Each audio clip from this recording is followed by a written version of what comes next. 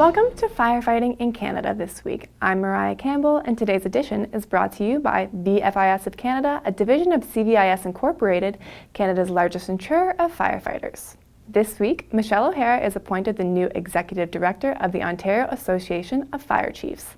Then, the Government of Ontario makes amendments to improve fire protection rules across the province. And finally, Mark Vanderfeist gives the lowdown on low-air alarms in this issue's edition of Back to Basics.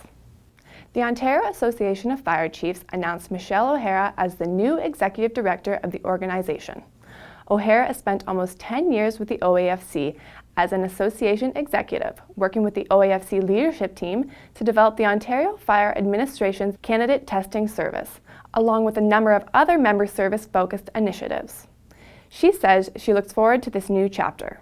Moving into the role here was a great opportunity for me. I am going through for my Certified Association Executive designation, which I started last year, and which was sort of the pathway to the next step in my career. O'Hara is following previous Executive Director Richard Boyce, who retired from the post after 7 years.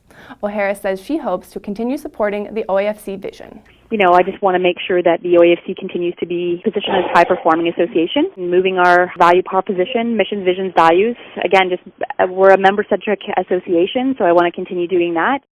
Updates have been made to Ontario's Fire Code and the Fire Protection and Prevention Act in hopes of improving public safety across the province. A news release regarding these changes states that the amendments are meant to strengthen fire safety in communities and provide Ontario's fire service with more enforcement options to keep communities safe.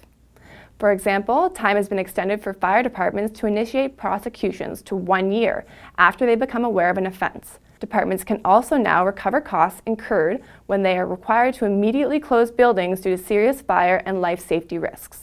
Other updates have been made to hazardous extraction operations and firefighters' elevator availability. Fines for many offences under the Fire Protection and Prevention Act have also increased. All amendments made to Ontario's Fire Code and the Fire Protection and Prevention Act can be found at www.ontario.ca. In the August issue of Firefighting in Canada, Mark Vanderfeist discusses how modern treatments of the low-air alarm are dangerous and need re-evaluation.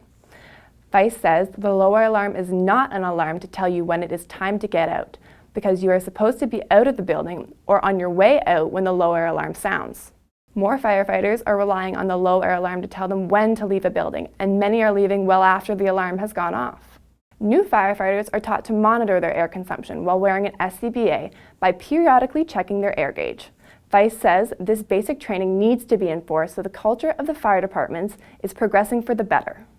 This is Annex Business Media's Niche TV. Thanks again to VFIS of Canada, a division of CVIS Incorporated, Canada's largest insurer of firefighters. Stay tuned for our next episode on Friday, August 16th.